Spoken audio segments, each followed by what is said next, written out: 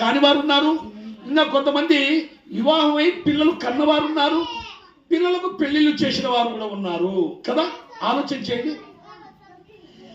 కానీ ఒక మాట మీరు బాగా వినాలి. ఈ శరీరము మనం వదిలేస్తాం.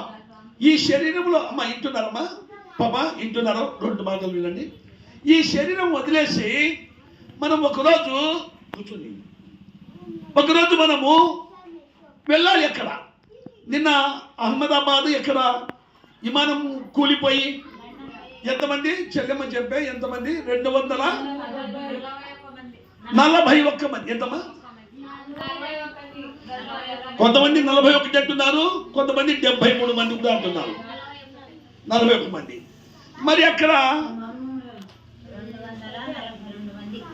చనిపోయారు. కానీ ప్రియులారా, మరి వాళ్ళు ఆ ఇంద్రములో కాలిపోయారు. వాళ్ళ శరీరాలు కాలిపోయాయి, కానీ వారిలో ఉన్న ఆత్మ మాత్రం కాలదు సుమా, కాలదు. అందుకే యేసు ప్రభు ఈ భూమి మీదకి వచ్చి ఈ పరిశుద్ధ గ్రంథం బైబిల్ నుండి చెప్పాడు. ఆయన ఏమని చెప్పాడంటే, ఆత్మయే జీవింపజేయుచున్నది, శరీరము కేవలం నిష్ప్రయోజనం. చూడండి, యోహాను సువార్త 6వ అధ్యాయము 63వ వచనం. యోహాను సువార్త ఎవరు అరవద్దు, కొన్ని మాటలే చెప్తాను, నేను ఎక్కువ చెప్పను. 6వ అధ్యాయము 63వ వచనం. యోహాను సువార్త మీ దగ్గర ఉండే ప్రతి బైబిల్లో ఉన్నాయి ఈ మాటలు. మీ దగ్గర ఇచ్చిన ప్రతి బైబిల్లో, నా ఒక్క బైబిల్లోనే కాదు, చదువు మా గట్టి చదువు. 63వ వచనం గట్టి చదువు.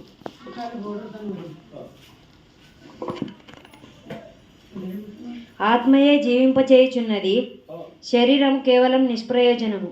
ఆత్మయే జీవింపజేయుచున్నది, శరీరము కేవలం నిష్ప్రయోజనము. విన్నారా? ఇప్పుడు యేసు ప్రభు చెప్తున్నాడు, నీ శరీరం ఒకసారి అద్దంలో చూసుకుంటే ఎంత అందంగా ఉన్నానో అనుకుంటాం కదా. మళ్ళీ పనిచేసి వచ్చినప్పుడు చూసినప్పుడు ఎంత ఎండిపోయిందే నా ముఖం అనుకుంటాం. అద్దంలో ఒకే తీరుగా కానొస్తామా మనము? ఒకసారి బాగా లేచి పండుకున్నప్పుడు అందంగా ఉంటుంది ముఖము. బాగా కష్టపడి పనిచేసినప్పుడు ఎండి చెమట పడిపోయి ఉంటుంది ముఖము కదా. శరీరము, నీరు, మరి భూమి మీద ఉండే వస్తువులు తింటేనే బాగా సుఖం ఉంటే అందంగా ఉంటాం. సుఖం లేకపోతే రోగం వస్తే ఏమి ఇట్లా చిక్కిపోయినామంటారు కదా. అందుకే ప్రభు చెప్పాడు. ఎందుకు చెప్పాడంటే, ఆత్మయే జీవింపజేయుచున్నది, శరీరము కేవలము నిష్ప్రయోజనము. మానవ కోటిని యేసుక్రీస్తు ప్రభు వచ్చి ఈ భూమి మీద సర్వ మానవులకు చెప్పిన మార్గం ఏదంటే, ఒక మార్గం ఉంది. నేను ఇవ్వబోయే కానుక పెద్ద కానుక. ఏ కానుక? పెద్ద కానుక. చూడండి, యోహాను సువార్త 14వ అధ్యాయము చూడండి. అందరూ అమ్మ తీమా, ఇదో బైబిల్ తీ, నీవు కూడా బైబిల్ తెరువు. యోహాను సువార్త 14వ అధ్యాయము. యోహాను సువార్త అందరు తీయండి, బైబిల్ తీయండి. యోహాను సువార్త 14వ అధ్యాయము 1వ వచనం చదువుమా, గట్టి చదువు. మీ హృదయములను కలవరపడనీయకుడి, దేవుని యందు విశ్వాసముంచుడి, ఆయన యందు విశ్వాసముంచుడి. నా తండ్రి ఇంట అనేక నివాసములు కలవు, లేని ఎడల మీతో చెప్పుదును, మీకు స్థలము సిద్ధపరచ వెళ్ళుచున్నాను. ఏమ్మా, ఇంకా చదువమ్మా. నేను వెళ్ళి మీకు స్థలము సిద్ధపరచిన ఎడల నేనుండు స్థలములలో మీరును ఉండులాగునా మరలా వచ్చి నా యొద్ద నుండుటకు మిమ్మును తీసుకొని పోదును. ఇప్పుడు అర్థమైందమ్మా? యేసు ప్రభు ఇచ్చే స్థలం ఏదంట? సాక్షాత్తు పరలోక రాజ్యములో తండ్రి దగ్గర యేసుక్రీస్తు ప్రభు ఉన్న స్థలములోనే మనలందరినీ తీసుకోపోవడానికి రెండవసారి ఆయన వస్తున్నాడు. రెండవసారి వస్తున్నాడు ఆయన. మొదటిసారి వచ్చాడు మన పాపముల కొరకు, ఆయన రక్తం కార్చాడు, ఆయన శిలువ మరణం పొందాడు, ఆయన సమాధిలోనికి వెళ్ళాడు, ఆయన మరణించి సమాధిలో నుండి 3వ దినమున సజీవుడుగా లేచిన యేసుక్రీస్తు ప్రభువే ఆయన ఏమంటున్నాడంట, మీ హృదయములు కలవరపడాకండి. ఇప్పుడు చూడండి ఎంతమంది కలవరం పడి ఉంటుంది. అమ్మ వందనం వచ్చిన వాళ్ళు అయితే కేకలు పెడుతున్నారు, అమ్మ వందనం రాకున్న వాళ్ళు కలవరం. నాకు రాదు, అక్క నీకు వచ్చిందా, అక్క నీకు వచ్చిందా, అక్క నీకు వచ్చిందా, పోచేసి కనుక్కోరా, ఒరే ఏమిరా మా ఎందుకు రాలేదురా, ఒరే ఏ ఆఫీస్ పోవాలరా కదా, కలవరం కదా. 13,000 పోయినాయి. అమ్మ ఎంత పని చేసుకున్నావు అక్క, ఎంత పని చేసినావు చెల్లి కదా.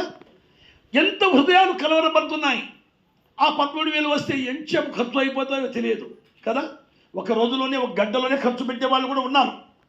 ప్రియులారా, ప్రభు అంటున్నాడు, మీ హృదయములు ఇక్కడ శరీరంతో కలవరపడినట్లు కలవరపడాకండి. నా యందు దేవుని యందు మీరు ఏ పెట్టాలమ్మా, విశ్వాసముంచుడి. నా తండ్రి ఇంత అనేకమైన నివాసాలు ఉన్నాయి, మీరు ఎట్లా కట్టుకుంటున్నారో అలాంటివి మీరు అక్కడ వచ్చి సిమెంటు, కడ్డీలు, ఏమి ఇటుకలు, రాళ్ళు, రప్పలు మోయడానికి అవసరం లేదు. మీ ఇల్లు లోన్ పెట్టో అప్పు తెచ్చుకొని ఇల్లు కట్టుకోవడానికి అవసరం లేదు. నా యందు మీరు విశ్వాసం వచ్చి నా మాట మీరు వింటే మీకు మీ ఆత్మలకు ఇల్లు ఉన్నాయి అక్కడ. ఇంకా అక్కడ పోయి పొదుపులు మీరు కష్టపడి డబ్బులు సంపాదించాలని అవసరం లేదు.